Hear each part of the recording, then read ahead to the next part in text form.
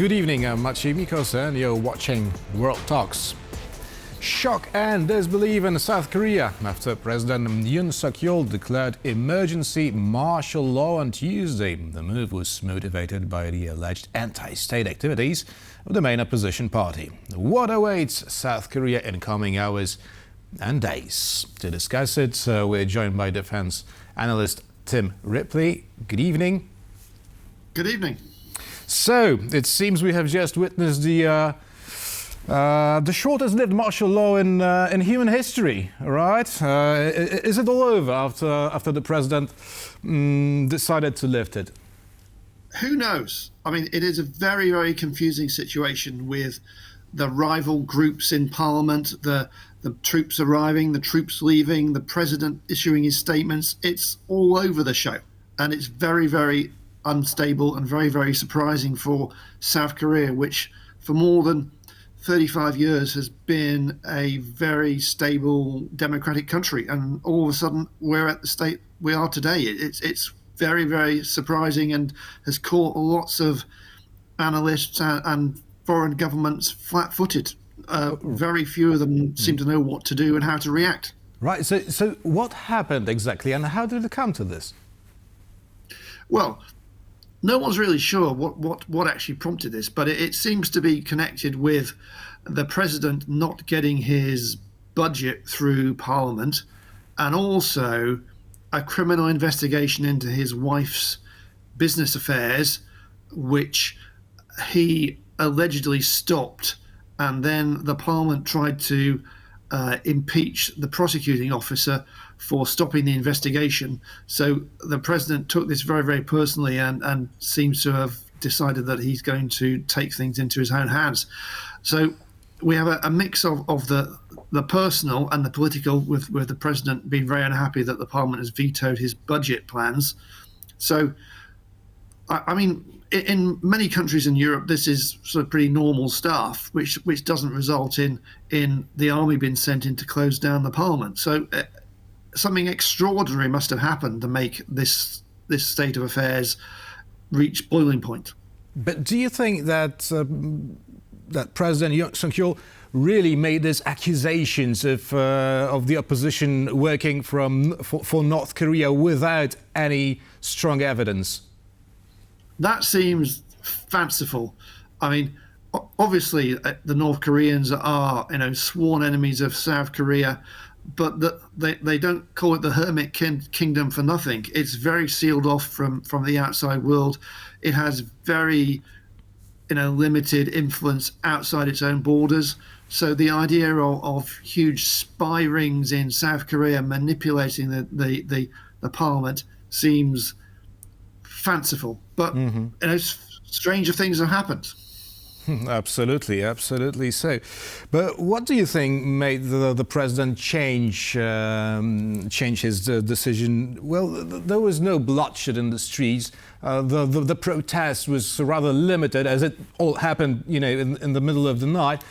So, do you think it could have been, a phone call from a friend from abroad asking the president to stop it all? Possibly, but it seems more likely that he couldn't actually rely on the army to overthrow the Parliament. I mean, the soldiers arrived, and we've seen from the footage, they didn't really know what they were doing. They arrived, they tried to enter the chamber, enter the building, and then when they met resistance from the protesters, and the Parliament voted against what was the martial law, they turned around and left. It didn't seem a very, it seems a very half-hearted coup. The soldiers didn't seem to have their heart in it, which suggests to me that the president really didn't, have the backing of the army to actually do this in any coordinated and determined way. So, if you're going to launch a military coup, you've got to be sure you've got the army to do what you want them to do, and they don't seem to be fitting the playbook. Right, so the president has no backing from the military, from the parliament, and from his own party as well. What awaits him now? He's in a tricky position. I mean, it seems likely that either his own party will depose him or he'll be impeached by the Parliament. I don't claim to be an expert on the constitution of South Korea, but He seems to have burnt all his bridges with almost every political group, the armed forces, civil society, the population. He's in a very, very precarious situation, whichever way you look at it. You used the word coup. Now, do you think that he may be trialed for an attempt of a coup? It's a possibility. I mean, the question is, what is the legality of those orders he gave to those soldiers? I mean, in many countries' constitutions, they give like in Britain, for example, we call it prerogative powers to the monarch, and in lots of other countries, presidents have emergency powers in times of crisis. It's a question of whether those orders he gave to those soldiers for that occupation of Parliament were, legally followed, and whether he followed the last word and comma of his constitution to actually invoke the orders for them to go to Parliament. And if he didn't do that, then he is in a very big trouble. And what about soldiers who declared full support for the president in the initial hours of the whole turmoil? Because we had some communiques from the military saying that the coup stays in power despite. The martial law stays in power despite the vote in the parliament. So what awaits those generals who are willing to stand by the president? Well, again, that flows from whether these orders they were given were legal and constitutional. At the time they said they were following the president's orders, they may have cover from the fact that his orders were at that point in time could have been deemed constitutional, so they were just following the orders of their president. They have commander-in-chief. But these situations are always messy. They're always, people get caught, on the wrong side of the right orders, the right instructions, and there may be consequences if people didn't follow the rules and follow the right orders. Mm-hmm. Talking about people, how are Koreans reacting to the whole situation? Again, we remind our viewers it is night in South Korea, but we've seen no major protests in the streets. Well, there were quite big crowds outside the parliament confronting the soldiers. Apart from the protests in front of the General Assembly, precisely.